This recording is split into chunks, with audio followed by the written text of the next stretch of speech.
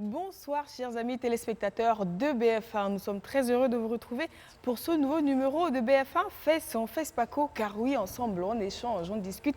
Il est question de cinéma naturellement à Ouagadougou, de FESPACO, qui aurait dû se tenir en ce moment même, mais qui est reporté pour des raisons que vous savez. Donc depuis le 27, nous avons rendez-vous tous les soirs de 21h à minuit entre ce plateau et des projections de films. On pense vous permettre de faire le plein et d'oublier ce petit report-là, le temps qu'on passionne jusqu'à ce que le FESPACO soit reprogrammé. Ce soir encore, je suis juste à côté de Tom Ouedraogo à qui j'ai dit bonsoir. Comment ça va Tom? Ça va très bien Stéphanie, ça va très bien, j'espère que toi aussi. Je doute quand même, tu as l'air fatigué. J'ai l'air un peu fatigué, Ouais. mais écoute, les journées sont longues si tu savais, mais tellement passionnantes. Ah, On certainement. prépare de belles choses avec beaucoup d'artistes, beaucoup de techniciens, beaucoup de professionnels. Ça ne nous empêche pas d'être très contents d'être là avec vous ce soir. Et ce soir, une fois encore, nous recevons des gens d'un intérêt fondamental, j'oserais même dire certainement des stratèges de la culture, sans en dire beaucoup plus sur le thème de ce soir. Si seulement on pouvait coller les deux soirées, celle d'hier soir et celle de ce soir. Tout à fait, tout à fait. Parce que ce soir, il sera question de la politique et de la stratégie de développement du cinéma burkinabé. Et pour en parler, nous recevons dans un premier temps Monsieur Évariste Poda. Il est le directeur général du cinéma et de l'audiovisuel. Merci beaucoup d'être des nôtres ce soir. Bonsoir. Bonsoir. On espère que vous vous portez bien. Très bien. D'accord. Merci. Et à nos côtés, notre deuxième invité qui a longtemps travaillé du côté de Cotonou, qui est également un consultant de plusieurs ministères, toujours dans le domaine de la culture, et qui est évidemment l'administrateur du Ouaga Film Lab. Nous recevons avec nous très contents Monsieur Ousmane Boudané.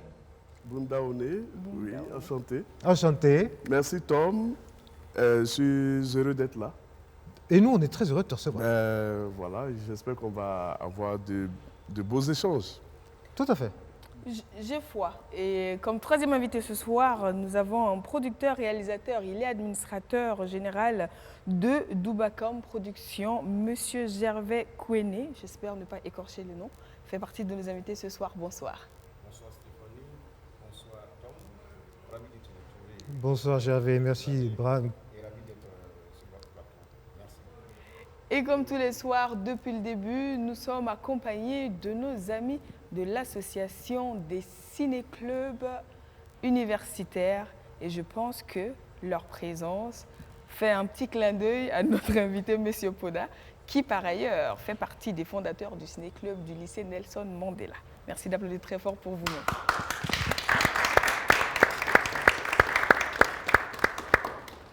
Eh bien les amis, vous le savez, à la suite de ce plateau, il y a des films pour vous. Ce soir, programmation documentaire. Mais avant, place aux échanges. Tom. Et oui, vaste sujet ce soir, politique et stratégie de développement. J'ai envie d'attaquer nos échanges sur une phrase bien connue du président Kennedy qui disait « Ne cherche pas toujours à savoir ce que l'État peut faire pour toi, mais souvent concentre-toi sur ce que tu peux faire pour ton pays. » Ousmane, est-ce que cette phrase résonne, je crois, puisque... Elle résonne très fort en moi, parce que tu m'as présenté un peu comme quelqu'un qui a beaucoup fait Cotonou. J'ai juste fait mes études dans un domaine très précis, l'entrepreneuriat culturel. Et j'ai été très heureux de m'installer ici au Burkina, en commençant par le Centre culturel français, Georges Méliès, Bien sûr. qui était une plaque tournante dans les années 96 pour le secteur culturel. Tout y passait, cinéma, théâtre, danse, musique, conférences, etc. Et on a créé donc le FESPACO. Et aujourd'hui, je me retrouve à la tête d'une structure qui a initié quelque chose qui s'est imposé et qui a replacé Ouagadougou aussi dans son rôle de capitale du cinéma africain. C'est la plateforme Ouaga Film Lab, un incubateur dédié à toute l'Afrique et qui reçoit 10 projets de films au sein du développement. C'était un volet qui n'était pas beaucoup touché par les différentes interventions, que ce soit de l'État ou même des structures de financement. On attendait toujours la fin. Quand le scénario est fait, il y a le dossier de production, et on dit là, on peut apporter des subsides, sans savoir ce que le film va devenir. Or, c'est au sein de développement qu'on voit si le projet peut devenir un bon film ou pas.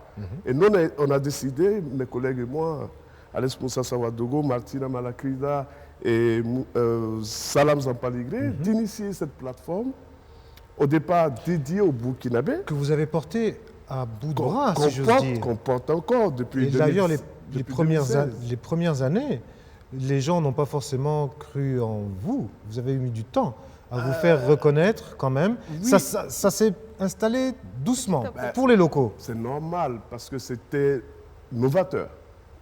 Ouaga Film Lab, on dit c'est quoi un laboratoire pour le cinéma? Pour ceux qui étaient dans le 35 mm, c'est clair. C'est le lieu où on va développer la pellicule, on va développer le film. Mais là, il n'y a plus de pellicule. À l'ère du numérique, ça à l'ère du numérique, on parle de laboratoire. Donc c'est très nouveau. Les gens cherchaient à savoir, c'est un festival, c'est quoi? Qu'est-ce que c'est? Et vu moi, ma capacité, mon entraînement à mettre en œuvre des initiatives comme ça, à leur donner une forme dans cet environnement qu'on connaît, parce que j'ai la chance de le connaître depuis une vingtaine d'années, le côté organisationnel a pris le devant et ils se sont dit, mais c'est quoi cet objet non identifié qui arrive? Et surtout, vous avez réussi à toucher des partenaires, à intéresser... Oui, parce que c'est le cœur du projet. Et oui. Le cœur de cette initiative, c'est de mettre en contact les vrais décideurs, ceux qui ont les financements, ceux qui ont les mécanismes d'accompagnement, avec ceux qui font le film. Donc vous avez apporté à votre pays. On a apporté à notre pays sans attendre que le pays nous donne quelque chose. D'accord. Moi, j'ai envie de me tourner vers M. Poda. C'est vrai que, de par ta citation de départ, et je le pense et je l'épouse entièrement, c'est souvent intéressant de se centrer sur ce qu'on a à offrir, sur notre compétence interne. Mais est-ce qu'on peut parler de politique de développement sans composer avec les pouvoirs des décisions en place? Les politiques de développement du cinéma? Oui. Oui, je pense que pour ceux qui connaissent l'histoire du cinéma burkinabé, on dit d'ailleurs pourquoi le Burkina est aujourd'hui pays central, pays phare du cinéma africain, alors que, a priori, ni son économie, ni sa situation géographique, ni son histoire ne le prédestinent à ça. Donc, il y a comme un fait du hasard qui est intervenu, mais il faut savoir que dès les premiers moments, les autorités burkinabées ont fait le choix clair et net de mettre l'accent dans le processus de développement du nouvel État indépendant sur l'image.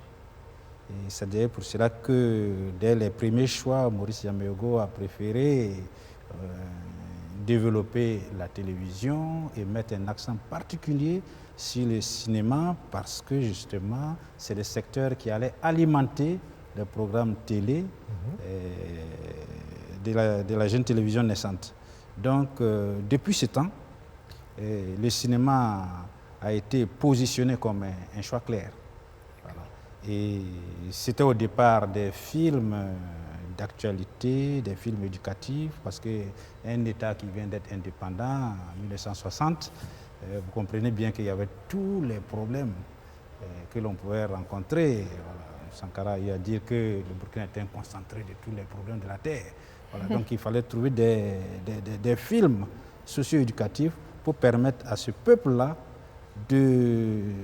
d'affirmer son identité et de se prendre en charge. Après ça, et donc, on a mis en place les différents mécanismes de développement de ce qu'on pourrait appeler une industrie cinématographique. Cela est passé par la création d'une direction au niveau du ministère de l'Information, d'une direction du cinéma, qui a évolué, qui a pris différentes dénominations pour devenir aujourd'hui ce qui est la Direction générale du cinéma, dont la mission principale est de mettre en œuvre la politique du gouvernement et la politique nationale en matière de cinéma. C'est quoi cette politique nationale au jour d'aujourd'hui? Alors, la politique burkinabé en matière de cinéma, je pense qu'elle pourrait se décliner en essentiellement une politique de soutien, une politique de réglementation de la filière, parce que bon, voilà, le cinéma, il faut le savoir, c'est une science, c'est un art, c'est une industrie, c'est une technique. Et donc, ça a besoin d'un ensemble de lois pour que ça fonctionne de façon vertueuse, afin que toutes les chaînes qui participent à la création des œuvres puissent pouvoir bénéficier des retombées et du développement. Alors, on a aussi une mission de réglementation, mais délivrons aussi les différentes autorisations pour la production, parce que pour faire un film, n'importe qui ne se lève pas et puis fait des films. Voilà, il faut, n'importe qui ne devient pas médecin, n'importe qui ne se dit pas médecin, n'importe qui ne se dit pas cinéaste. Bon, c'est pas parce qu'on a un smartphone qu'on peut faire des images qu'on est cinéaste. Donc il y a un certain nombre de critères qu'il faut remplir, et si vous les remplissez, on va vous donner les différentes autorisations, les cartes professionnelles, et les différentes autorisations pour exercer les différentes professions du cinéma. Il faut dire qu'il y a plus d'une centaine de professions dans le milieu du cinéma. J'ai envie de rebondir sur une chose que vous avez dit tout à l'heure. Oui. La place du Burkina dans le cinéma africain, une place leader, est-ce que c'est toujours autant d'actualité? Ou justement, peut-être Gervais a envie de réagir à ça.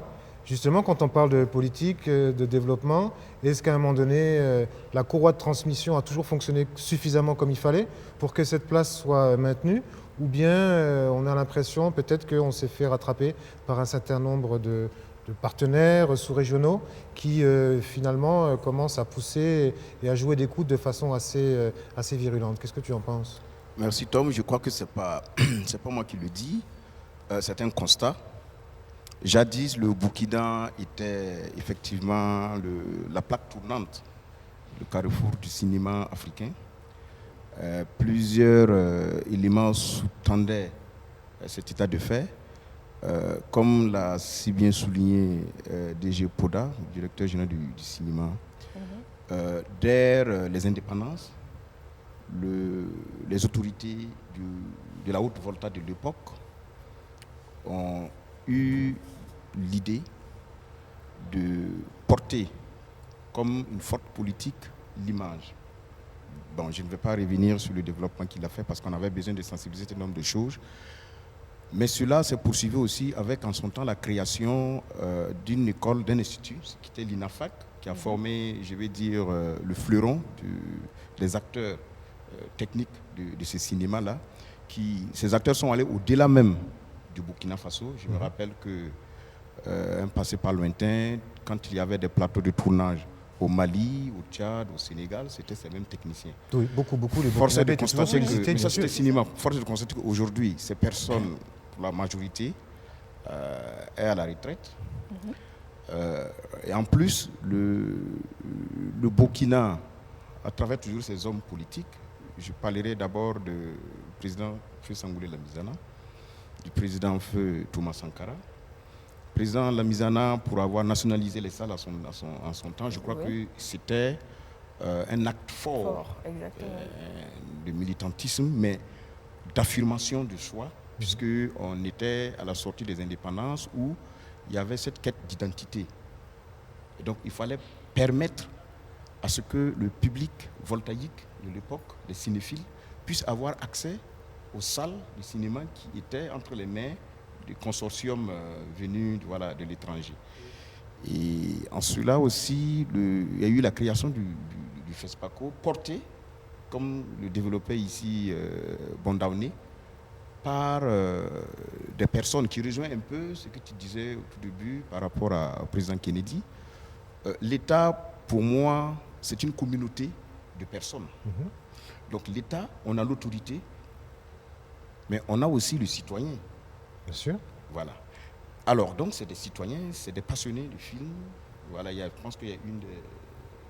Alimata Salambiri, qu'on a la chance encore d'avoir, il faut exploiter, voilà qui est là. qui ont créé en son temps comme la Semaine nationale du Du film cinéma. et du cinéma africain. Et après, le président Lamizana a pu l'institutionnaliser avec un budget et aussi de suite. Et le président Thomas Sankara est venu populariser le cinéma. C'est-à-dire que le cinéma était toujours vu comme quelque chose d'élitiste qui s'adressait à un public Averti. lettré et un public qui avait accès à des privilèges et autres. Il est venu populariser ce cinéma-là, mais je dirais en même temps qu'il est venu décomplexer voilà, le cinéma. Et c'est dans cette vague-là qu'on a connu dans les années 90. Moi, je l'ai dit, hein, je crois que les deux étalons qu'on a eus dans les années 90 Oui, oui. sont tributaires des actions de ces deux hommes-là. D'accord. Et enfin... Et donc, pour- est-ce à dire que depuis, Aujourd'hui. la machine a ralenti? Non, Qu'est-ce ça qui s'est grippé. Ouais, je vais en venir. Ça là, s'est grippé. Je dirais qu'avant, on avait formé des gens pour le cinéma. Ouais. Aujourd'hui, quand j'ai vu la thématique, vous avez parlé de cinéma burkinabé, je dis bon, on parle beaucoup plus aujourd'hui d'audiovisuel. Ouais. Voilà, rares sont ceux-là qui, comme tu es du milieu, tu le sais très bien. Mais dans les années 90, on a connu la libéralisation d'un certain nombre de secteurs où l'État s'est désengagé. D'accord. Voilà.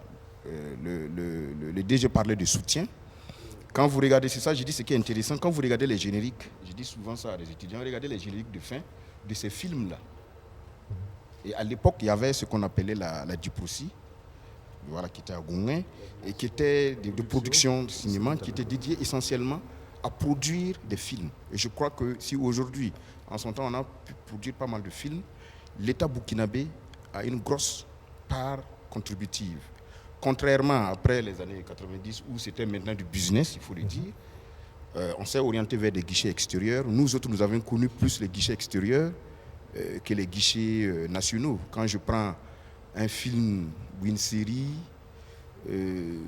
la part sur mon plan de financement, la partie endogène correspond à peu près à 20-25%. Voilà.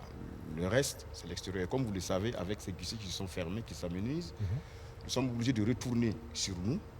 C'est vrai qu'il y a un modèle qui est développé par Ouaga Film Lab, Tout à fait. mais j'ai une chance d'avoir un des porteurs de ce projet ici, parce que quand je regarde aussi l'architecture, le financement et autres, c'est quasi l'extérieur. Alors, maintenant, qu'est-ce qu'on a comme alternative? Qu'est-ce qu'il faut faire? Ousmane, d'après toi? Bon, j'allais mettre un petit bémol Oui, à ce qu'il dit. La place de Ouagadougou ou du Burkina dans l'écosystème du cinéma africain, même si c'est amenuisé, elle demeure centrale. Et reste Elle fondamentale et reste importante. fondamentale. Le Burkina est un des rares pays africains à être aussi doté en instruments juridiques pour réglementer son cinéma. D'accord. Et aujourd'hui, le Burkina est un des premiers pays à avoir un fonds dédié cinéma. D'accord. Le Burkina était un des premiers pays à avoir un guichet, la billetterie nationale. Mais c'est ce qu'on dit, un qui a des premiers. permis- Mais le fond aujourd'hui, Il y a eu des prémices d'une vraie industrie cinématographique au Burkina Faso, ce qui lui a donné toute sa place. En dehors du FESPACO, c'est vrai. Il y a toute une organisation qui a été mise en place. Exact. Ce qui s'est passé dans les années 90, comme il dit exactement, il s'est passé ceci, que les institutions de Bretton Woods ont identifié le secteur culturel comme un secteur à priorité négative. La souveraineté de l'État. Pas très rentable. Et c'est là où nos États fragilisés donc, par les crises économiques ont laissé tomber le secteur culturel. oui, parce que par exemple, Et le si on va- désengagement de l'État est venu là, voilà, mais on a maintenu le FESPACO. On a désintégré, contre vents et marées, on ose comme dire. vents et marées, Tout on à a fait. désintégré l'industrie naissante, mais le FESPACO est resté et les instruments juridiques sont restés et les hommes, parce que contrairement à ce qu'il dit, ce n'est pas fini. L'expertise burkinabé continue D'être sollicité. d'être sollicité. On a fait le point il y a 2 ans, quand, à l'orée du FESPACO justement, quand on se demandait est-ce que le Burkina allait être présent au FESPACO, on dit oui, mais le financement seul ne suffira pas parce que nos techniciens sont ailleurs. Ah, Ils sont sollicités par la Côte d'Ivoire, par le Sénégal, Bien sûr. une des grandes séries sénégalaises, ou plutôt françaises tournées au Sénégal, a été porté par un jeune Burkinabé, à la personne de Moustapha Samadogo, homme directeur de production, ce qu'il a mené de maître de maître. Donc on a une ressource humaine qui est encore valable et qui est respectée. Mais justement, par contre, quand on parle du Sénégal et que tu parlais du fonds apporté par l'État au cinéma, aujourd'hui, on a du mal à se comparer justement avec des États comme le Sénégal, en l'occurrence, qui a quand même injecté des sommes conséquentes pour son cinéma et son développement. Absolument. Mais ce que je dis, parce que le directeur du cinéma est là, on se parle beaucoup, il y a des choses qui sont en train d'arriver. C'est vrai, il faut le reconnaître. Ça arrive. Il faut le reconnaître. Ça arrive. Ça arrive. La réflexion. Alors dites-nous, on est là pour savoir. Qu'est-ce qui arrive? Ça va arriver. D'accord. Ce qui est intéressant avec le Burkina, c'est que c'est comme si on avait déjà tout inventé. Il suffit juste d'aller prendre ce qui avait été déjà fait. Il faut et juste puis- réchauffer tout ça. Exact. Il y a la base. est On là. on a déjà eu un fonds, on a déjà eu la billetterie unique, on a déjà eu la nationalisation des salles. On a encore les instruments juridiques et réglementaires. On a encore des hommes. Et c'est sur le gâteau, Ouaga Film Lab qui arrive et qui replace encore le Burkina Faso, Ouagadougou, Au comme centre, tout à fait. là où le cinéma se fait. Mais ce Parce que moi qu'on est j'ai sollicité au Sénégal, on est sollicité en Côte d'Ivoire. Au Mali, on est allé réfléchir sur la mise en place de leur fonds cinéma. Le Sénégal, avec son FOPICA, ils le disent eux-mêmes. Ils l'ont décidé ici à Ouaga lors d'un FESPACO, dans les jardins du maire au niveau de la place des Nations Unies. Donc on demeure encore, même si au niveau production, là je le rejoins, on a des difficultés parce que le cinéma a besoin d'investissement. Justement, là, je profite Et là- pour placer ma question, que je tourne vers M. Poda, parce que là, moi, j'entends la conscience de la puissance, j'aime bien dire le pouvoir du cinéma, était connu déjà au Burkina depuis, enfin, on est précurseur, on peut le dire ainsi. Les textes sont là, l'expertise humaine est là, le génie est là, il faut le dire, mais le cinéma, ça coûte de l'argent. Le nerf de la guerre, il est où finalement? Non, je crois que c'est que vous l'avez si bien dit, hein, on a tout. On a tous les éléments, on a tout expérimenté et même quand on vend l'expertise aux autres. Moi, je crois que courageusement, il faut savoir s'arrêter, regarder dans les rétroviseurs. Voilà. C'est le passé qui nous a construits. Alors, il a dit, pour que le Burkina soit un pays de cinéma, ça veut dire que les chaînes de valeur du cinéma ont été vraiment très implémentées ici. Et ces chaînes de valeur-là, c'est quoi? C'est tout ce qui part de la création. Et c'était l'INAFEC, malheureusement qui a fermé en 87, mais en 10 ans, quand même, ils ont mis 200 professionnels de haut niveau sur le terrain. 10 ans. Dont Idrissa Ouedraogo, Qui, je pense, était le premier élève de l'Institut en plus, je crois. dont Fanta Regina Nakro, dont Ebie Missa, et j'en oublie, énorme, 200. Ouais. Bien, donc en termes de formation, c'était réglé. Alors, maintenant, pour ce qui est de la production, il y avait la Diproci avec tout le matériel des derniers cris à l'époque, et les autres. Ensuite, pour ce qui est de la diffusion et de l'exploitation, nous avions, avec l'effet Sankara, qui a popularisé effectivement Mais le monsieur cinéma, Koda, 53 salles. j'ai l'impression qu'on est très dans le rétroviseur là. Nous avions, mais qu'est-ce qu'on a? Vous nous avez promis une nouvelle, que ça arrive. Vous avez dit que ça arrive. Donc qu'est-ce qui arrive? J'arrive. Le Alors, futur maintenant. C'est ça en fait.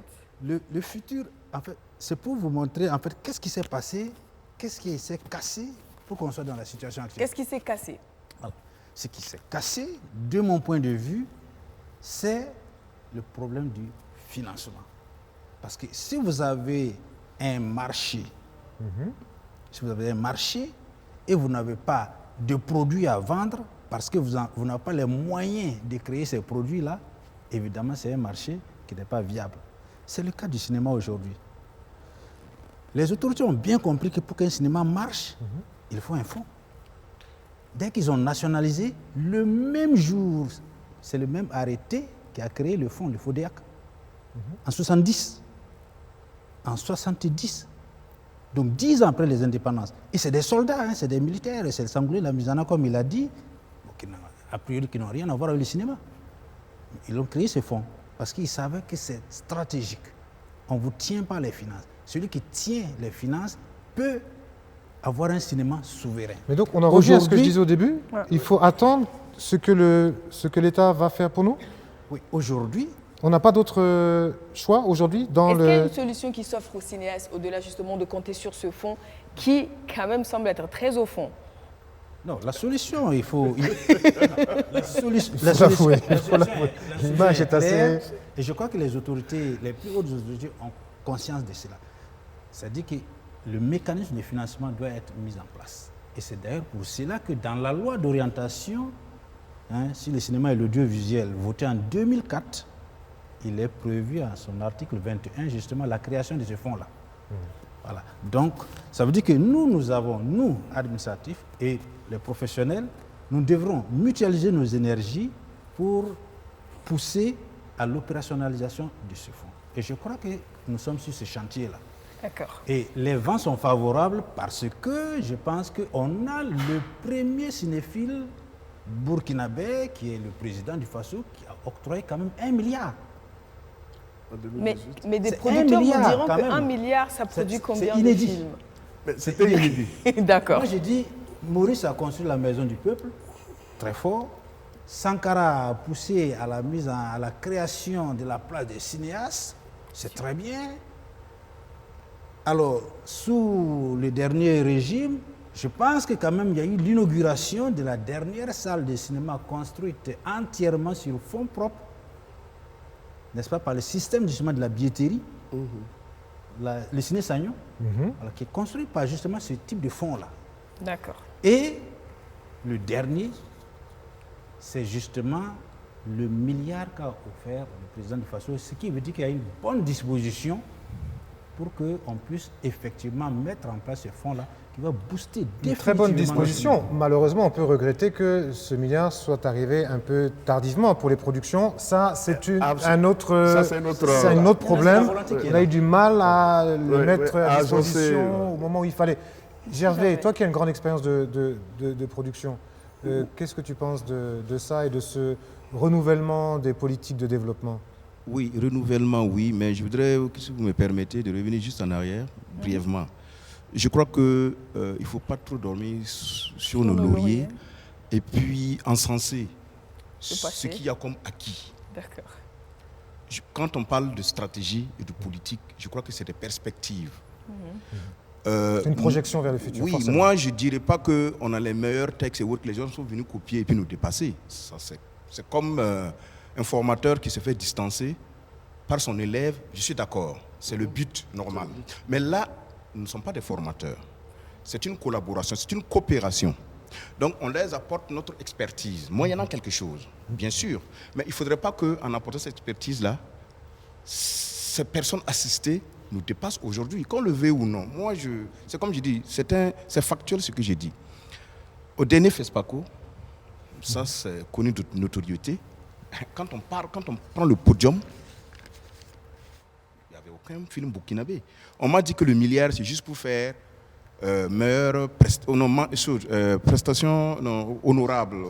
Participation honorable. Jusqu'à présent, je cherche la textualité de ça. La Mais teneur bref, exacte non, de cette oui, notion-là. disons-nous. Je suis d'accord que jusqu'à présent, les gens sortent. Hein. Je suis d'accord. Voilà, je croise plein dans des capitales. Il y a certains même qui séjournent depuis pratiquement 2-3 ans du côté de la Côte d'Ivoire. Il y en a qui sont au Gabon, au Tchad et autres. C'est bien beau tout cela. Mais comme il a dit, j'ai suivi un peu Jazz, c'était au jardin Boudin Ouaga d'Abiti. Ouais. Mais quand ils sont entrés au Sénégal, c'est combien de milliards ils ont mis?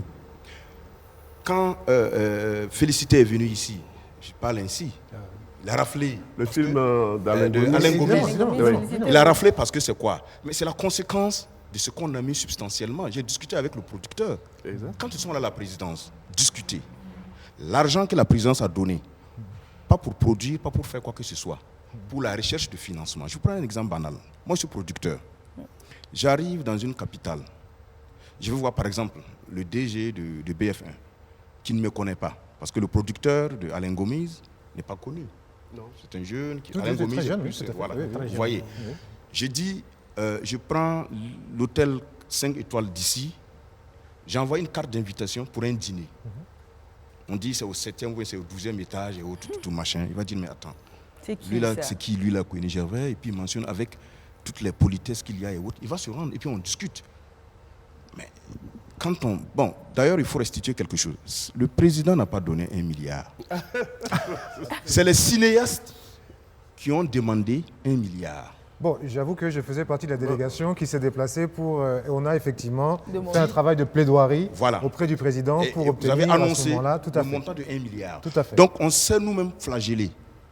Je ne sais pas, 1 milliard, ça correspond à quoi? Tout à fait. Et d'ailleurs, si je Voilà. peux me permettre, il y a eu une Donc- réaction. Le président nous a dit, mais finalement, vous êtes assez modeste, parce que je suis bien conscient qu'au vu de ce qu'est l'industrie du cinéma aujourd'hui, 1 milliard, finalement, ça n'est pas une somme dérisoire, en tout cas, par rapport à tout ce que l'on devrait pouvoir faire. Mais en tout cas, ça a déjà été un premier pas. Finalement, Important. pour terminer ce que je voudrais dire, en réalité, en fait, l'État, comme il a si bien brossé, a un rôle régalien, c'est celui d'encadrer la réglementation et autres, tout. Mais pour impulser le développement du cinéma, c'est la politique. Quand vous prenez l'économie, dans tous les secteurs, quand vous prenez le commerce import-export, vous prenez Faso d'Afadi et autres, la labellisation du chapeau de Sapodé, du Faso d'Afadi, de la Tchéké et autres, tout. C'est une vision, c'est une politique. Maintenant, il y a la stratégie, c'est on va d'une situation de référence, qui est la problématique posée, le constat qu'on fait, Oui. à ce qu'on pense être le but ou la solution. Maintenant, le cheminement, là, ça se définit, parce qu'on ne peut pas se lever ex nihilo comme ça, dans un État organisé, vouloir faire des choses. Je vais dire entre guillemets, moi je peux recevoir aujourd'hui 1000 milliards dans mon compte pour faire un film. Je ne suis pas sûr que les 24 heures qui vont suivre, je ne serai pas entendu par la police économique. On va chercher à comprendre. Mais quand c'est organisé, c'est ça que je dis, il y a de l'argent au niveau du Burkina Faso. Mais comment aller prendre cet argent-là? L'assistanat à souhait et continuel n'est pas la solution. Il faudrait que nous, moi je parle de nous-mêmes les acteurs du privé, Oui. parce qu'ils parlent bien de soutien, moi je suis d'accord, mais ils ont d'autres prérogatives en termes de plaidoyer, en termes d'assainissement, en termes d'organisation, de mise en place d'une plateforme qui permet cette accessibilité-là ou cette expérience. Malheureusement, ce matin, je n'ai pas pu prendre part à la rencontre organisée par la chambre de commerce. C'était très pertinent. Mais pour moi, c'est des passerelles qu'il faut mettre en place. Mais comment convaincre? C'est ça aussi le milieu économique, donc les hommes d'affaires, à s'intéresser au cinéma. Il est quand même aberrant que dans un pays pauvre, où tout est prioritaire, que c'est sale. Moi, aujourd'hui, quand on dit les salles, mais aujourd'hui, l'État n'a plus de salles en tant que tel. Citez-moi les salles construites par l'État qui sont en état de végétation dans les quartiers ou dans les provinces.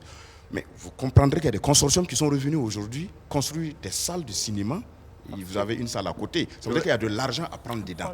Mais comment aller prendre cet argent-là? C'est cette réflexion qu'il faut mettre en place. Il y a eu les États-Unis du cinéma dans les années 90. Excusez-moi de vous couper juste un instant. Je dois vous arrêter là tout de suite voilà. pour qu'on pense à nos téléspectateurs. Tout à fait, tout à et on fait. revient juste après parce que nos jeunes ont des questions pour vous. Et justement, la question du financement, comment le trouver finalement? Est-ce que ça suppose que l'État s'occupe d'encadrer tout cela et les producteurs de justement mettre sur leurs épaules la charge de trouver le financement pour que l'un dans l'autre ça avance? Je vous accorde la parole juste après cette pause-là parce qu'il faut que j'annonce la suite de mon programme à mes téléspectateurs. Juste après ce plateau-là, donc à 22h, on vous l'a dit, vous avez droit à un film en court-métrage. Il s'agit d'un film documentaire, L'Inconnu, c'est signé Simplice Ganou. Extrait. Moi, ce que j'aime, c'est le cinéma. C'est mon rêve, c'est ma passion, c'est mon amour. Les meilleurs moments de ma vie, c'est quand je suis en tournage, quand j'ai une nouvelle histoire à raconter. Aujourd'hui, l'aventure cinématographique m'amène à Winterthur, en Suisse germanophone. Je dois raconter une nouvelle histoire.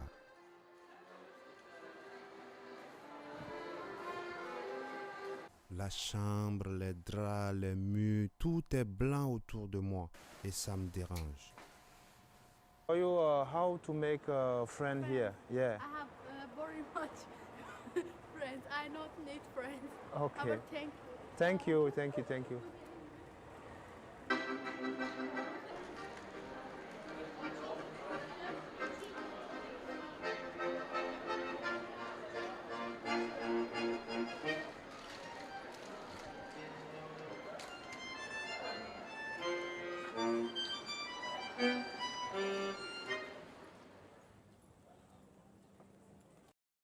L'inconnu, c'est signé Simplice Gano, c'est pour 22h et à 22h30, vous avez encore un documentaire au programme, cette fois en long métrage, donc c'est Bakoroman, toujours de Simplice Gano. Amawa tuba tiana kidea. Iwa fama pamling mamki. Amawa aning ta kidwa ma plori. Aning ta bo mo penamba. Ami yemlo penam la boda ani batawa. Yemba bwari ta tu apa boda mo penamba pamade wambe. Toni ke tabli kroga kuma mo yetike. Toni ke tigara mo bishop we. Hola pure. Hola pure. Wala ne kuira. Poten ye ba jeto vo. Tina. Ah. Ajeto yema. Ajeto nero. Ba ma ton lewa wala ton sur me ngakwa. Ton ma ndari yam. Vion. La za ko ba te man wala ton man vion.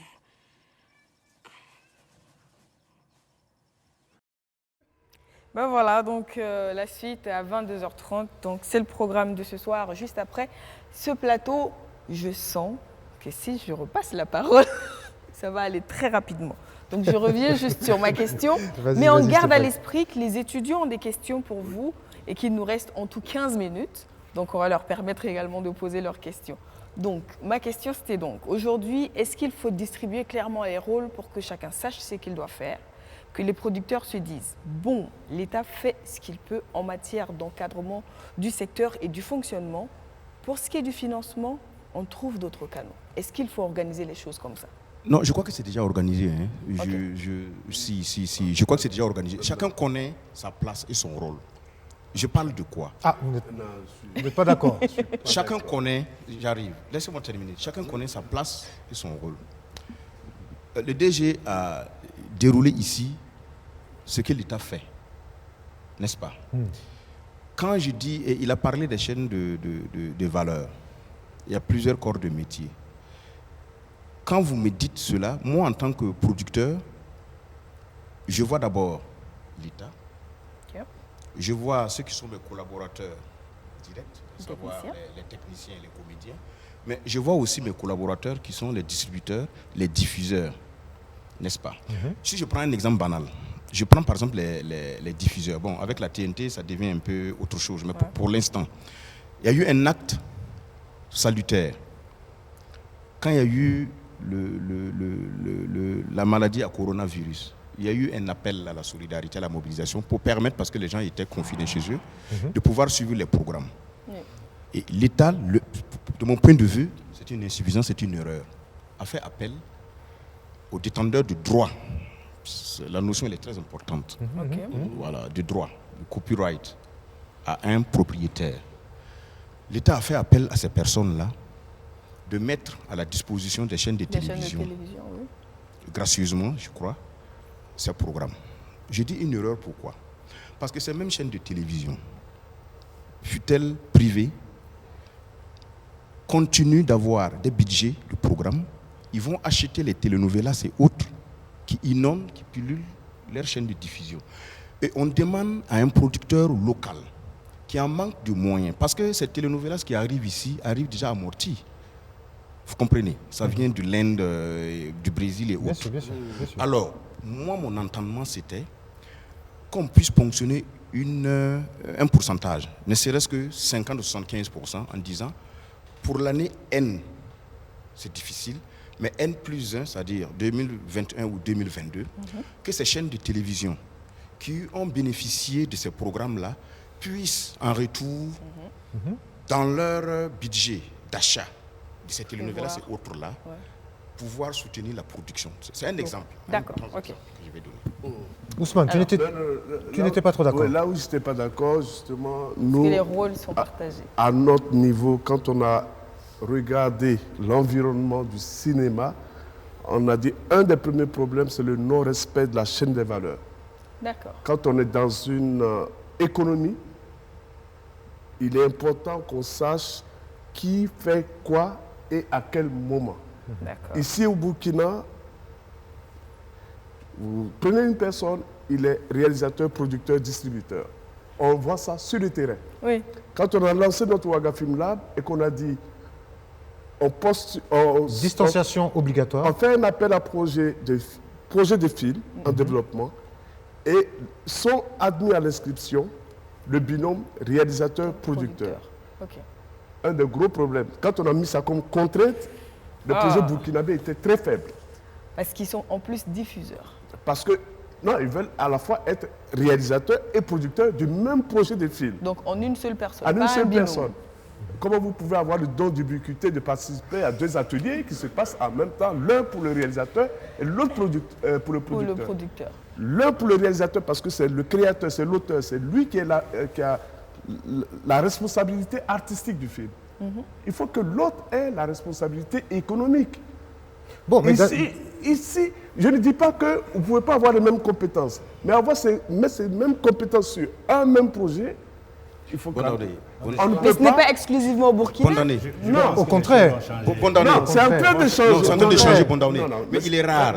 Il est rare de trouver que... Non, de façon, même quand on parle de nos fêtières... On parle de professionnels. On a revu les textes. Il est rare de trouver des professionnels textes sont pas encore sur un même appliqués. projet, Oui, mais il faut que être ça producteur, sera- réalisateur, ça sera distributeur. suivi. Je crois que Et ça ça n'existe sera- plus. Mais en revanche, On va- ce que on va tu dis, s'écouter. en revanche, Oui. là où je veux emboîter ton pas, et je pense que ensemble, on doit parler de cela, et même la direction générale du cinéma, à travers le ministère de la Culture, a interpellé là-dessus.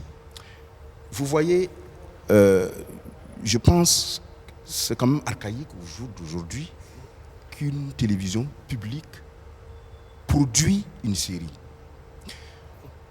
Oui. Pourquoi? Parce qu'il n'y a pas de cahier de charges. Et moi, je n'ai pas encore lu le contenu, mais le Conseil des ministres d'hier, il semble que Sidoya et autres vont fonctionner comme En mode la télévision privé. en mode privé. Je n'ai pas très bien compris ce que ça veut dire mode privé. Mais je vais dire, les rôles doivent être sérieux. Parce que le producteur, c'est quoi? C'est un contribuable. Les impôts, là, les salaires des fonctionnaires, l'équipement de la télévision, le fonctionnement, les charges et autres, tout, émanent des impôts de la maman qui est de l'autre côté, des taxes, et tout, ainsi de suite, ainsi de suite. Et des impôts, quand on paye n'importe quelle chose, il y a la TVA là-dessus et autres. On collecte pour soutenir. C'est pour cela que je dis, en fait, il y a un non-sens. L'État en même temps, et c'est pour cela que moi, je souffrais que je puisse le dire, la compréhension de la notion d'homme d'État et de travailler dans un service d'utilité publique. J'ai l'impression aujourd'hui, et ça continue malheureusement, malgré l'avènement de certains jeunes au niveau de la télévision nationale, surtout essentiellement, qui comparent le privé comme des concurrents. Non, nous sommes complémentaires. Ailleurs, il y a eu à un moment donné des structures qu'on a épaulées pour produire, c'est-à-dire qui sont là, qui font un appel d'offres. J'aurais aimé que la chaîne publique fasse un appel d'offres et les structures de production vont compétir pour produire, mais pas elles-mêmes, qui en plus vient d'avoir 100 millions et autres. Vous voyez, c'est difficile dans ce contexte-là. Donc il faut à un moment donné, de mon point de vue, que l'État, et pour terminer, comme on n'a plus assez de temps, j'ai vu que lors de la campagne, j'ai vu une communauté artistique et culturelle, je l'ai dit de façon globale, soutenir des programmes présidentiels, donc des candidats à la présidence. Je crois, parce que même le candidat qui a gagné, il y a eu un soutien de ces acteurs-là. On va essayer d'avancer. J'arrive. Au-delà, je voudrais dire, au-delà de l'intérêt particulier et partisan, j'ose croire qu'ils ont pu, comme on le dit, c'est des win-win, discuter en disant, nous t'apportons notre soutien, mais en revanche, en retour, voilà ce qu'il faut faire. J'ose espérer que ça a été Alors on va fait. permettre à M. Poda de réagir rapidement pour qu'on puisse passer la parole aux étudiants. Oui, non, moi je pense que en termes de perspective, parce que je pense que c'est surtout ça qui nous intéresse ce soir, oui. Il faut dire que, moi je dis, il y a trois volontés qu'on remarque au niveau du Burkina. Okay. Il y a la volonté politique au plus haut niveau, comme je l'ai dit. l'expérience de ce milliard-là est quand même un signal fort. Deuxièmement, au niveau du ministère de la Culture et des Arts et du Tourisme, il y a aussi cette volonté de voir les choses évoluer. D'accord. Et enfin, il y a le désir fort des professionnels eux-mêmes de voir la situation s'améliorer. Avec ces trois Donc je volontés pense mises que ensemble, si l'expérience, on va dire, un peu malheureuse du milliard, c'est aussi la faute des professionnels, de mon point de vue. Parce qu'ils savaient très bien qu'il y a une loi qui a été votée qui prévoit la création d'un fonds. Ils auraient pu demander l'opérationnalisation de ces fonds-là en mettant déjà le milliard là-bas. Ce qui aurait eu l'avantage de permettre le développement de la chaîne de valeur. Mais là, ils sont allés, on dit, bon, je veux 1 milliard, on va faire des films, etc. Ça, un point. Alors que le cinéma, quand un maillon ne marche pas, rien ne marche. Rien ne marche. C'est d'accord. ça la difficulté. Justement, Donc, on va permettre... ensemble, les professionnels, comme au Sénégal, ils l'ont fait pour obtenir le FOPICA, qui a aujourd'hui 2 milliards depuis 2021. Là, Tout à fait. il faut que vous, les professionnels et nous, administratifs, nous nous mettons ensemble pour demander à l'autorité, vu qu'il y a la volonté, de mettre en place un mécanisme périn qui permet de financer le cinéma, qui a des modes de financement parfois particuliers, parfois qui ne sont pas conformes aux autres arts. D'accord. Eh bien, justement, sur cette lancée, on va permettre à Emeline Paré de poser sa question à nos invités. Ok, merci pour la parole. Bon, ma question est en rapport avec les salles de ciné. Bon, nous constatons que de nos jours, les salles de ciné deviennent de moins en moins nombreuses. Bon, et j'aimerais savoir quelle stratégie utiliser pour que les salles de ciné soient remplies et que les Burkinabés s'intéressent plus au cinéma burkinabé. C'est tout. Merci. Oui, bon, ma proposition est toute simple. Hein. Aujourd'hui, on parle d'administration territoriale, on parle de décentralisation. Je vois que l'État prévoit des budgets et autres. C'est simple, il faut demander aux différentes communes, parce que pratiquement dans les 45 provinces, il y a au moins une salle de cinéma. Chez moi, à Nouna, il y a la salle de cinéma qui est devenue un dépotoir. C'est simplement que les municipalités puissent restaurer cette salle-là et la mettre en location comme les jardins. Moi, c'est écœurant de voir quand on va au jardin du maire, ça fonctionne. C'est des lieux c'est des lieux de jouissance, voilà, c'est le 3B comme l'avait dit quelqu'un. Mais en revanche, ce qui peut cultiver davantage, ouvrir l'esprit et autres là, non, laisse ça mourir. C'est une des propositions. Oui, très rapidement. Je suis d'accord avec ce qu'il dit. Il est important d'infrastructurer la culture. Et ça, en premier lieu, c'est le rôle de l'État. Tout comme l'État construit les routes, il lui appartient aussi de doter nos villes, nos cités, des lieux de distraction, des lieux de divertissement, comme les salles de cinéma. Le ministère de la Culture avait porté en son temps un projet pour mettre en place, je crois, des salles polyvalentes. Je ne sais pas où ça en est. Et comme il a dit, des opérateurs étrangers viennent installer des salles, ça veut dire qu'il y a de l'argent. Ça veut dire qu'il y a quelque chose à prendre. Ce n'est pas pour nos beaux yeux. Ce n'est pas pour nos beaux yeux. Donc il faut que l'État trouve des mécanismes d'incitation, s'il ne peut pas le faire lui-même, que les opérateurs culturels soient sensibilisés pour comprendre qu'il y a du business là à prendre.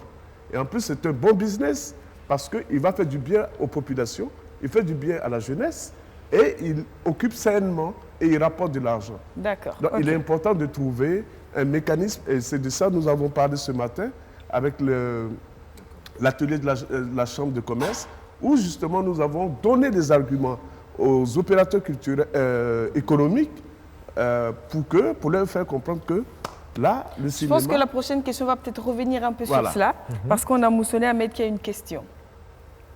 Merci pour la parole. Le mot industrie est ressorti dans les échanges et ma question est la suivante. Comment industrialiser le secteur cinéma au Burkina? Comment industrialiser le secteur du cinéma? Ça veut dire comment développer, tout simplement. Oui, parce qu'on parle d'industrie, parce que les moyens que le cinéma demande, la façon dont il est géré, s'apparente exactement. Son économie est une économie d'industrie culturelle. Il n'y a pas 36 000 solutions. Il y a des maillons de la chaîne. Il faut que ces maillons-là fonctionnent. Il Il faut qu'au niveau de la création, les créateurs aient un environnement favorable pour pouvoir créer, et Ouaga Film Lab apporte cette solution-là. Il faut que les producteurs soient dans un environnement qui leur permette de lever des fonds facilement et de monter des dossiers et s'adressant donc à des structures de financement.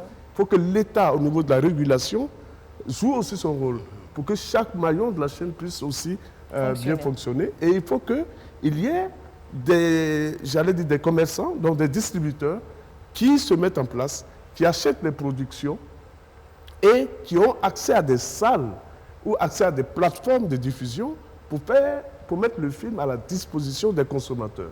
Quand tout ça sera mis en place, je crois qu'on aura atteint notre objectif. C'est sûr qu'une chaîne, ça ne fonctionne pas en un seul maillon. Non, ça ne fonctionne jamais en un seul maillon. C'est une valeur qu'il faut mettre en relief. Oui. Comme il l'a dit, il faut un catalyseur. Et ça, c'est l'État qui doit inciter davantage. Prenons l'industrialisation du cinéma, tout comme l'industrialisation de Faso Fadi, des opérateurs économiques dans alimentaire, par exemple, et autres. Ça ne dépasse pas ça. Okay. Mais il faut également des mesures incitatives. Par exemple, pourquoi ne pas défiscaliser un certain nombre de choses? Nous travaillons avec des outils qui coûtent extrêmement cher, mais qui sont taxés parce que c'est considéré comme un objet de privilège et de... Je vais vous arrêter là pour placer une dernière question. Mais on va quand même placer une dernière question en demandant à M. Poda de bien vouloir y répondre en 30 secondes, parce que je pense que c'est une question à laquelle il aimerait bien répondre très rapidement. Moi, j'aimerais savoir qu'est-ce que l'État met en place pour promouvoir la relève, parce qu'on a dit... La relève au sein des ciné-clubs. Voilà. Je me permets de terminer ta question parce que je la connaissais. Monsieur Poda. Oui, donc tout à l'heure, il y a un de vos camarades qui parlait de comment faire en sorte que le public revienne dans les salles. Oui. Je vous l'ai dit, mais c'est un des meilleurs canaux, c'est les ciné-clubs. C'est vous. Voilà. Ça veut dire que le cinéma, on n'a pas les moyens tous d'aller dans une école de cinéma. Ça veut dire au niveau des ciné-clubs et clubs cinéma organisés en fédération, voilà, vous avez la possibilité d'être accompagné par les nombreux professionnels qu'on a et qui sont d'ailleurs très généreux, qui acceptent partager leurs connaissances pour que vous puissiez aussi savoir qu'est-ce que le cinéma, comprendre comment ça fonctionne et puis vous donner aussi l'envie d'aller dans les salles parce que si enfant on ne part pas au cinéma, c'est pas plus grand qu'on va arriver à y aller. Et bien Tom, on est bien obligé de s'arrêter là. Et oui, une fois encore, on a appris tellement de belles choses aujourd'hui. Cette politique de développement, on a compris qu'il ne faut pas répéter les mêmes erreurs. Des choses sont en place, il faut en profiter. On a compris aussi qu'il faut sensibiliser le domaine privé. Oui. On s'est rendu compte également qu'il fallait absolument séparer la réalisation, la production et respecter la chaîne des valeurs. Donc voilà des conseils évidents qui vont permettre effectivement d'avancer et peut-être, on l'espère, au Burkina de retrouver sa place de leader, mais qu'elle n'a finalement jamais vraiment perdu, si j'ai bien compris. Absolument pas. Peut-être que c'est les talons d'or qui nous manquent. Mais c'est rien que ça, c'est rien que ça pour reprendre le leadership absolu. Il y a un programme de réhabilitation des salles qui vient. Exactement. Et donc, il n'y a pas à désespérer. Je pense que... Au contraire, bien au contraire. Et sur cette note d'espoir, plein d'espoir. Merci beaucoup. On va dire un grand merci à tous nos invités. C'est sûr que c'était court, 1 heure, mais il y a une suite de programmes pour nos téléspectateurs et ils attendent nos 2 films documentaires au programme ce soir. On dit un grand merci à nos amis de l'Association des ciné-clubs universitaires. Merci beaucoup pour votre présence, pour vos questions et pour votre intérêt pour le cinéma. Et à vous, chers téléspectateurs, vous savez, BF1 fait son FESPACO jusqu'au 6 mars. On est encore ensemble, s'il plaît à Dieu, demain soir avec toute l'équipe de la production parce que là également, on a toute une chaîne qui travaille depuis la régie en studio avec nous pour vous offrir ce programme-là. On dit merci à tout le monde. Merci à toi, Tom. Merci à toi, Stéphanie. Merci beaucoup à la boutique Tira pour ma tenue et à vous, à demain. Bonne suite de programme. N'oubliez pas, tout à l'heure à 22h, L'Inconnu et à 22h30, Bakoroman, des films documentaires fort intéressants à voir que l'on vous conseille vivement. À demain, au revoir.